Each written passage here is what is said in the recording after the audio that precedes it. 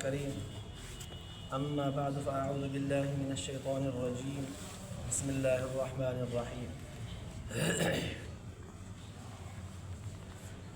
إياك نعبد وإياك نستعين اهدنا الصراط المستقيم صراط الذين أنعمت عليهم غير المغضوب عليهم ولا الضالين صدق الله العلي العظيم. درود شريف. اللهم صل على محمد وعلى آل محمد كما صليت على إبراهيم وعلى آل إبراهيم إنك حميد مجيد. اللهم بارك على محمد وعلى آل محمد كما باركت على إبراهيم وعلى آل إبراهيم إنك حميد مجيد. अल्लाह तबारक व तआला जा तव्हां असांजे मथां अणगणिया करम ऐं एहसान आहिनि जो अल्लाह रब ज़ुल जलाल तव्हां असांखे मग़रिब जी निमाज़ बाजमात नसीब फरमाई ऐं उन खां पोइ क़ुरान पाक जे हिन बाबरकत दर्स क़ुरान जे महफ़िल में विहण जी तौफ़ीक़ बि इनायत फरमाई। अल्हम्दुलिल्लाह सूरतुल फ़ातिहा जो तफ़सीर ऐं तर्जुमो हली रहियो आहे। पहिरियां वारियूं 3 आयतूं गुज़री चुकियूं आहिनि जॾहिं त सूरतुल फ़ातिहा जूं कुल 7 आयतूं आहिनि। पहिरियनि 3 आयतुनि में अल्लाह तबारक व तआला जी हम्द सना तारीफ़ रब जी वाखाण तस्बीह बयान थियल आहे ऐं विचीं आयत इय्याका नअबुदु व इय्याका नस्तईन 4 नंबर इहा बाने ऐं अल्लाह ताला जे दरमियान मुश्तरिक।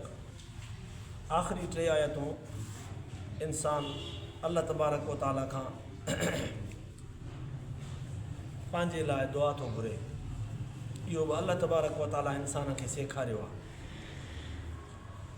इहो अल्लाह ताला जो वॾो इनाम ऐं एहसान आहे जो बाने खे पैदा करण खां पोइ सेखारियईं त बाना विख विख ते तूं मुंहिंजो मुहताज रहंदे, पोइ तोखे मूंखां घुरणो पवंदो। कीअं घुरंदे उहो ॾांहुं अल्लाह सां सेखारियो आहे। शुरूआत कई वई इय्याका नअबुदु व इय्याका नस्तईन। असां तुंहिंजी ई इबादत कयूं था ऐं तोखां ई मदद घुरूं था। इहो ई जो लफ़्ज़ जेको मिलायूं था न, कमाल सॼो हिन में आहे। तोखां ई इबादत, तुंहिंजी ई इबादत कयूं था माना कंहिं ॿिए जी न। तोखां ई मदद घुरूं था माना कंहिं ॿिए खां न। जेकॾहिं सिर्फ़ु चऊं तुंहिंजी इबादत कयूं था, तोखां मदद घुरूं था, त इन्हनि लफ़्ज़नि में ॼण त गुंजाइश रहे थी त तुंहिंजी इबादत कयूं था माना कंहिं ॿिए जी बि कंदा आहियूं, लिकी छपी या पंहिंजे मुंहं सां या दिली तौर ते, दिलि में ख़ुफ़िया तौर ते। इय्याका बुज़ुर्गनि लिखियो आहे तुंहिंजी ई इबादत कयूं था, ख़ासि थी वई अल्लाह ताला जे ज़ात सां, त माना तोखां सवाइ कंहिं ॿिए जे आॾो न झुकंदा। इबादत चइबो ई इन खे आहे त इंसान पंहिंजो पाण खे पंहिंजे रब जे आॾो एतिरो आजिज़ बनाए, एतिरो तकल्लुफ़ अख़्तियार करे, एतिरो पंहिंजो पाण खे रब जे ज़ात जे आॾो ज़िलत में विझे जो एतिरो ज़िलत में कंहिं ॿिए जे आॾो पाण खे न विझी सघे। सजदो रुकू इंसान जी इंतिहाई आजिज़ी आहे। मख़लूक जे आॾो जेकॾहिं सजदो कयईं त इंसान जी हड़ वई इंसान जी, ज़मीर वियो, इज़त वई, आबरू वई, सभु कुझु वियो। पर पंहिंजे रब जे आॾो झुकियो न, अल्लाह ताला इहे ॿीणियूं टीणियूं ॾेई छॾियसि। रब जे आॾो जेतिरो झुकंदो रब ओॾो ॾींदुसि, जेॾो झुकंदो रब ओॾी इज़त, अज़मत, हशमत, रोब, चहिरे में नूरानियत ओॾी ॾींदुसि।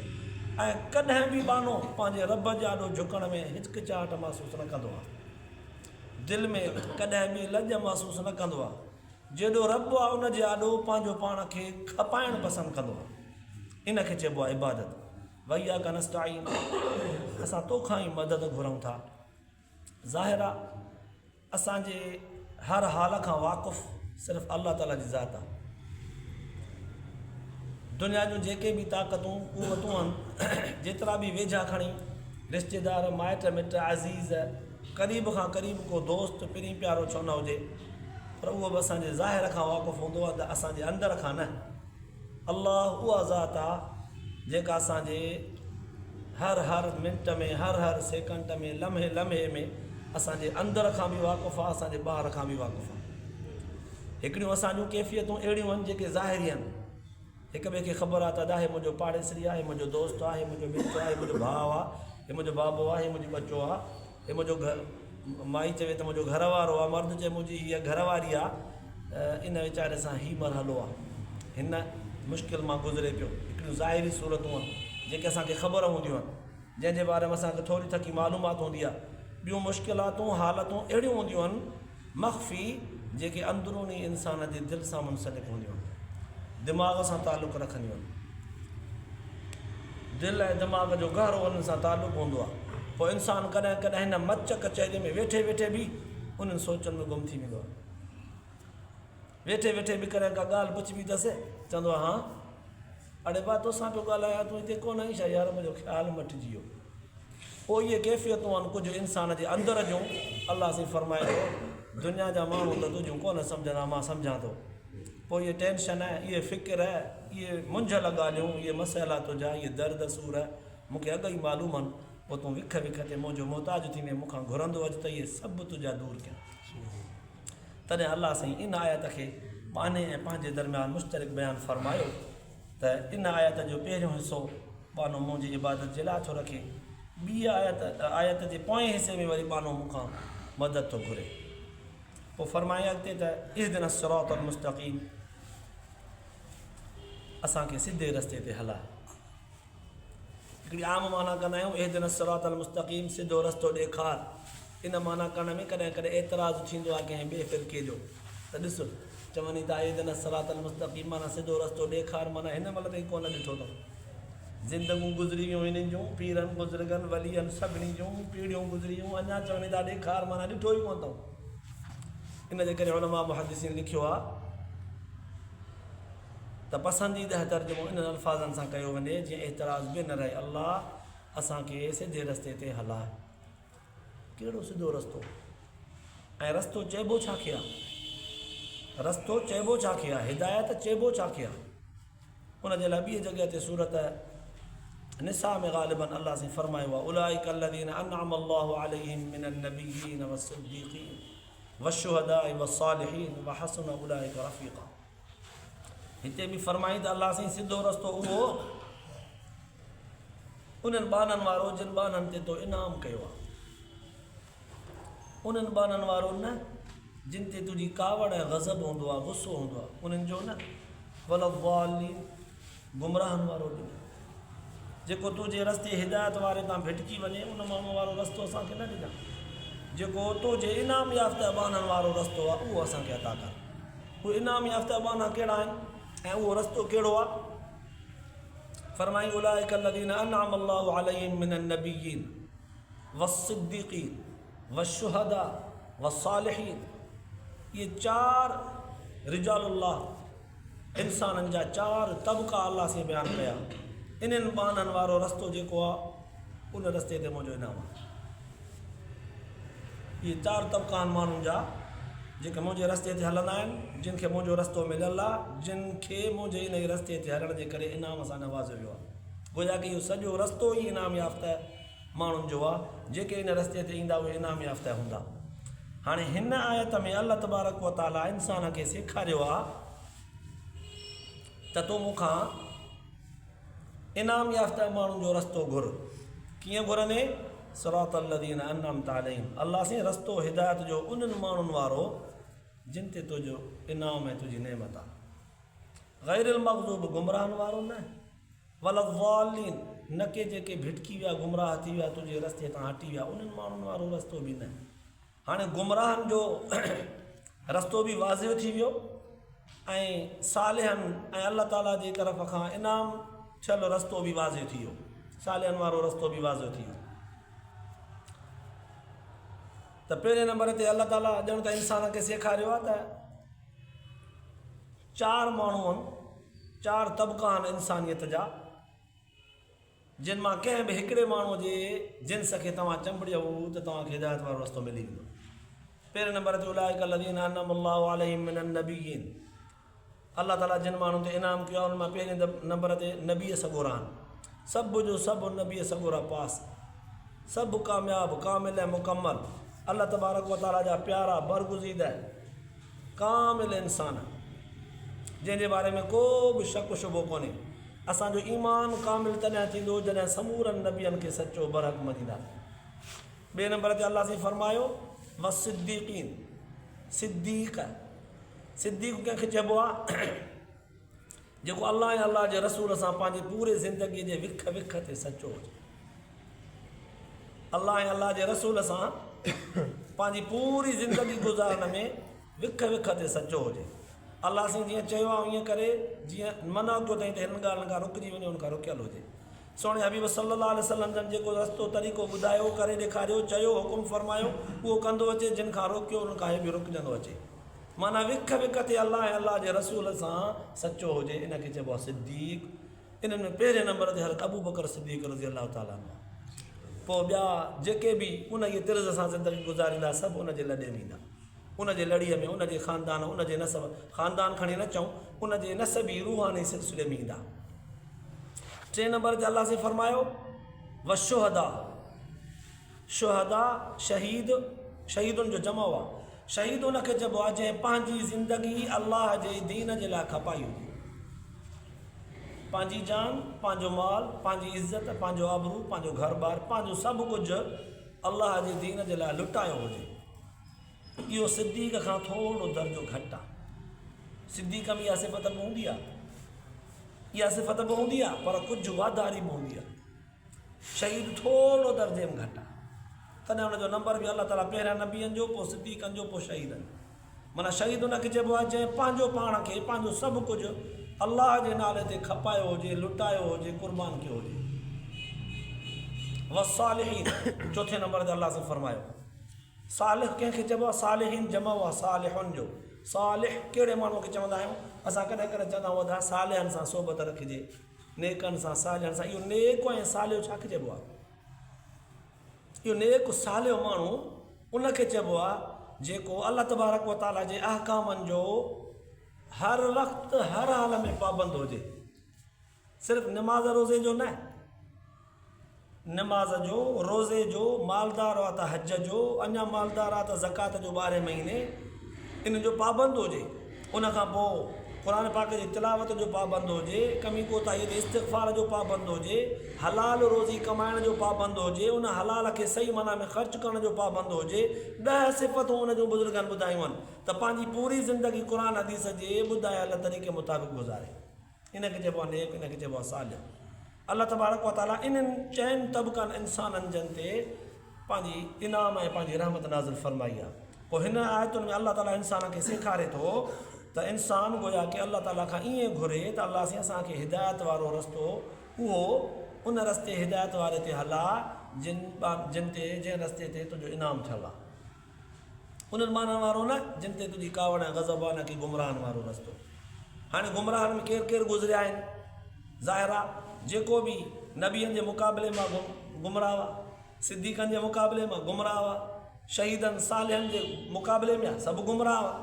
जेको हुन जे मुक़ाबले में ईंदा, हर शइ यूरफ़ुल अशिया बि अज़दादिहा, अरबीअ में मक़ूलो ईंदो आहे, बुज़ुर्गनि चयो आहे त हर शइ पंहिंजी ज़िद सां सुञापजंदी आहे। हिकिड़ो माण्हू आहे, उनखे ॿुधाइजे थो त हिकिड़ी हेतिरी शइ आहे, नंढड़ी आहे, उहा मूंखे ॾाढी पसंदि आहे। कहिड़ी शइ आहे उहा? कीअं सुञापजंदी? भला फ्रूट में आहे? भला कहिड़ी शइ में आहे? न, अखरोट। केतिरो थींदो आहे अखरोट? बाबा हाणे ज़िद हुनजो बयानु करे जेसि ताईं, जीअं खणी ॿियो लफ़्ज़ चवां मां त अछो, अछो कहिड़ो अछो? कारो न आई, बसि इहो सम्झ।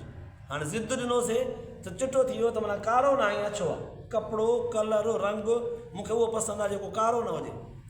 माना कारो न हुजे, माना हल्को कहिड़ो बि कलर हुजे, कारो रुगो न हुजे। हाणे ज़िद जॾहिं बयानु कबो आहे त शइ ऑटोमेटिक वाज़ी थी पवंदी आहे। अल्लाह तबारक व ताला हिते बि जीअं सॼे जो ज़िद खबो, पंहिंजे जो ज़िद पराओ, मुतक़ीअ जो ज़िद गुनाहगार, मुस्लमान जो ज़िद काफ़र, इस्लाम जो ज़िद बि कुफ़र, ऐं नेकोकार जो ज़िद नाफ़रमान। त ईअं अल्लाह तबारक व ताला उहे 4 तबक़ा इंसान जा बयानु कया, जेके हिदायत वारा, जेके इनाम याफ़्ता तबक़े जा माण्हू, बाक़ी उन खां सवाइ जेके ॿिया उन जे मुक़ाबले में अचनि, ज़िद में अचनि, उहे सभु गुमराह थिए सॾिबा। अल्लाह ताला इन खां पनाह नसीब फरमाए। पोइ हाणे ही त ज़ाहिरी सूरतूं आहिनि, ज़ाहिरी अल्फाज़ आहिनि जिन में अल्लाह तबारक व तआला इंसान खे सेखारियो आहे त तूं मूंखां हिदायत ऐं रस्तो घुर। इंसान घुरे थो, पोइ हिदायत वारो रस्तो अल्लाह तबारक व तआला ॾेखारे असांखे, या दुआ था घुरूं रहनुमाई करे रस्तो ॾेखारे। रस्तो ॾेखारणु हिकिड़ो आम आहे, ॿियो ख़ासि। अल्लाह ताला हिदायत कई आहे हिकिड़ी आम, हर शइ खे अल्लाह ताला हिदायत कई आहे। फरमाई वइन मिन शैइन इल्ला युसब्बिहु बिहम्दिही वलाकिन ला तफ़क़हून तस्बीहहुम। फरमाई हर शइ मुंहिंजी तस्बीह बयानु थी करे, पर तव्हां उन्हनि जी तस्बीह सम्झी नथा सघो। ही भितर, पत्थर, काठ, लकड़ियूं, हवा, झुड़, ज़मीन, आसमान, सिज, चंड, सितारा, सर्दी, गर्मी, पन, कख, ये सभु जो सभु ख़ुदा जी तस्बीह बयानु कनि था। अल्लाह ताला इन्हनि खे पंहिंजो पंहिंजो शऊर ॾिनो आहे, पंहिंजी हाल जे थोरी सम्झ ॾिनी आहे। क़ुर पाक बि सभु शइ गोया के ॾिसो न, क़यामत जो ॾींहुं ईंदो जंहिं जॻह ते इंसान निमाज़ थो पढ़े, उहा इंसान जे बारे में गवाही ॾींदी। हीअ हथ पेर इंसान जे बारे में गवाही ॾींदा। गोया के जंहिं जॻह ते इंसान इबादत थो करे, उन जॻह ते ज़मीन में रहंदड़ कीलियूं, माकोड़ा, भरिसां जेकॾहिं समुंड पाणीअ जो दरियाव आहे, उन जूं मच्छियूं सभु दुआऊं थियूं कनि। इहे दुआऊं, इहे पथर ख़ुदा जी तस्बीह ज़िक्र था कनि। इहे इन्हनि खे ज़बान आहे छा जो इहे ॻाल्हाइनि था, दुआऊं था कनि, तस्बीह था बयानु कनि, इंसान जे बारे में शाइरी था ॾियनि, अखियूं अथनि छा?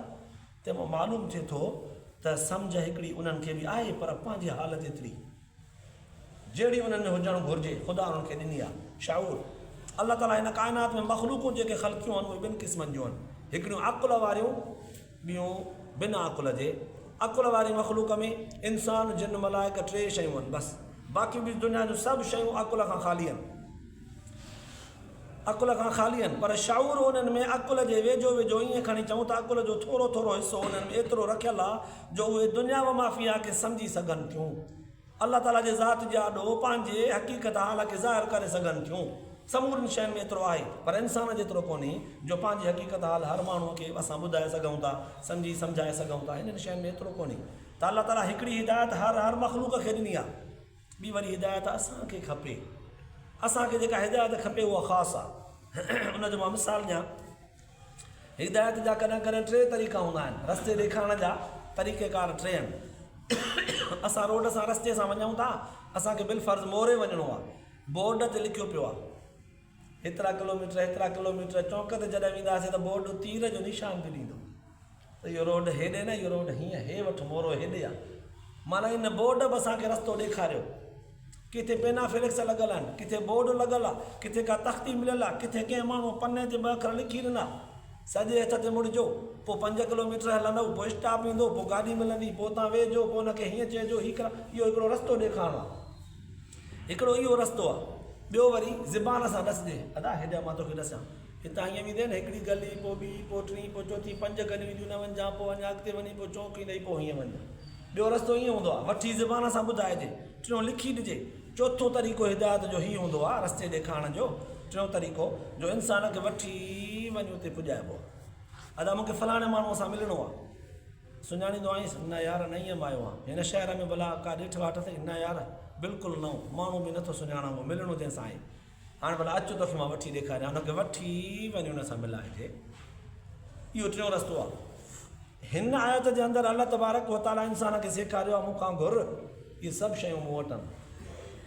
हिकिड़ो हिदायत जो रस्तो क़ुर पाक में लिखी छॾियो अथमि, इनखे पढ़ंदो अचु, पोइ जीअं तोखे बोर्ड ॾसींदो आहे, माण्हू ॾसींदो आहे। ॿियो हिदायत जो तरीक़ो मुंहिंजो हबीब सल्लल्लाहु अलैहि वसल्लम, मुंहिंजे नबीअ वटां सिखियल सहाबी सॻोरा, आलिम, मुफ़्ती, मुफ़स्सिर, मुहक़िक़, ताबई, तबो ताबई, उहे तोखे सेखारींदा। पोइ अञा आख़िरी तरीक़ो मूं वटि आहे, मां पंहिंजे रहमत ख़ुदाबंदीअ सां वठी तोखे जन्नत में पुॼाईंदुसि। इहो अथई रस्तो सिधो। अल्लाह ताला इंसान खे ॼाण त सेखारे थो त मूंखां सिधो रस्तो घुर, इहे सभु शयूं मूं वटि आहिनि, मां ॾींदुसि तोखे। ज़ाहिरी तौर ते इहा असांखे सूरत फ़ातिहा जी फ़ज़ीलत ऐं आयतुनि जो ख़ुलासो मालूम थी वियो, जंहिंमां सम्झोसीं त पहिरियनि 3 आयतुनि में अल्लाह ताला जी हम्द ऐं सना बयानु थियल आहे। विचीं 4 नंबर आयत में इय्याका नअबुदु व इय्याका नस्तईन में हिकिड़ो हिसो पहिरियों माण्हू पंहिंजी इबादत जे लाइ ख़ासि थो करे, ॿियो हिसो अल्लाह ताला खां नुसरत ऐं मदद दुआ में ख़ासि थो करे, आख़िरी 3 आयतूं वरी अल्लाह ताला खां दुआ में ख़ासि करे बयानु थियल आहिनि। इहा हिकिड़ी ज़ाहिरी मालूमात थी। गहरीअ नज़र सां जॾहिं ॾिसिजे थो त अल्लाह तबारक व ताला तव्हां असांखे हिकिड़ो वॾो मैसेज वॾो सबक़ु ॾिनो आहे। उहो ई आहे त तव्हां जेकॾहिं कामयाबु थियणु चाहियो था, हिदायत वारे रस्ते ते कामिल ऐं मुकमल बणजणु चाहियो था, त ॿ शयूं पकड़े वठो, ॿिनि शयुनि खे लाज़िम पकड़ियो। हिकु मुंहिंजे हिन क़ुर पाक खे, ॿियो रिजालुल्लाह, अलाह वारनि बाननि खे, जेके तव्हांखे क़ुर पाक वारो रस्तो चङी तरह सम्झाईंदा, सेखारींदा। उहे अलाह जा माना कहिड़ा जेके बयानु थी चुका, उलाइक लज़ीना अनअम अल्लाहु अलैहिम मिनन नबिय्यीन व सिद्दीक़ीन व शुहदा व सालिहीन। उनजो मिसाल मां हीअं ॾियां, जेकॾहिं सिर्फ़ु क़ुर पाक खे वठंदासीं, क़ुर पाक खे पढ़ी करे पाण वटि उन ते अमल कंदा वठूं, त इहो इंसान जे गुमराही जो सबबु बणिबो। इहो इंसान जे गुमराही जो सबबु बणिबो। पाण पढ़े पाण ई अमल करे, सम्झो कोन अथई, सिर्फ़ु पढ़ी ऐं अमल थो करे। उनजो मिसाल मां हीअं ॾियां, हिकिड़ो रखणु आहे, उन किताब लिखियो आहे त काठीअ खे कटिबो कीअं आहे, चूड़ कीअं ठाहिबी आहे, कीअं उनखे काराही कीअं हलाइबी आहे, रंदो कीअं हणिबो आहे, कोको कीअं ठोकबो आहे, गिलू कीअं हणिबो आहे, जोड़ कीअं ॻंढिबो आहे, पाओ कीअं बाही कीअं पाए में ठोकबी आहे। उन सॼो किताबु लिखी छॾियो आहे रखण को। हाणे हिकिड़े नौजवान खे ॾिनोसीं उहो किताबु, उन ते सभु कुझु लिखियलु आहे। काठी बि ॾिनीसीं, गिलू बि ॾिनोसीं, कोका बि ॾिनासीं, अंजीसूं बि ॾिनोसीं, काराही बि ॾिनीसीं, सभु औज़ार ॾिनासीं। हाणे चयोसीं संदरी ठाहे ॾे अहिड़ी। छा ख़्यालु आहे, ठाहे सघंदो? कतई न। हिकिड़े दर्जीअ पंहिंजो किताबु सॼो लिखियो आहे, कपिड़े खे मापबो हीअं आहे, कटाई हीअं कबी आहे, पोइ हुनजा कफ कालर ईअं ठाहिबा आहिनि, फॉर्म ईअं कटिबो आहे, पाचा ईअं ठाहिबा आहिनि, तुई ईअं ठाहिबी आहे, शेरवानी, सॼो लिखी छॾियो अथई। हाणे हिकिड़े नौजवान खे असां उहो किताबु लिखियलु हुनजो ॾियूं था, कपिड़ो बि ॾियूं था, कैंची बि ॾियूं था, छा ख़्यालु आहे, पाण वटि ठाहे वेंदो? कतई न। मालूम थियो त इनखे इन इहे कम जे सिखण जे लाइ हिकिड़े माहिर उस्ताद सां गॾु रहणु ज़रूरी आहे, जेको इन इहे लिखत मुताबिक़ इहो अमल करणु प्रैक्टिकल नमूने सां हिनखे सेखारींदो, तॾहिं उहो वञी करे सही कारीगर थींदो। त हाणे हीअ आयतूं ॼण त ॿुधाइनि थियूं त इंसान खे जेकॾहिं कामिल हिदायत खपे, अलाह ऐं अलाह जे रसूल जो दीन मुकमल तरह सां खपे, त हिकु हे क़ुर पाक जेको लिखियलु किताबु आहे इहो खपेसि, ऐं ॿियो इन क़ुर पाक जो सिखियलु तालीम याफ़्ता माहिर आलिम सालिह खपेसि, जेको क़ुर पाक हुनखे विख विख ते सम्झाईंदो हले। जेकॾहिं पंहिंजे मर्ज़ीअ ते हलंदो, उहो न रखण वांगुरु नओं काराई खणी काठीअ खे कटे विझंदो त उबती सुबती थी वेंदी, कपिड़े खे कटींदो त विञाइजी वेंदसि। ईअं पाण ई जेकॾहिं किताब खे पढ़ी करे क़ुर पाक खे पंहिंजे मर्ज़ीअ ते हलंदो त धोखो खाई वेंदो, शैतान गुमराह करे वेंदुसि।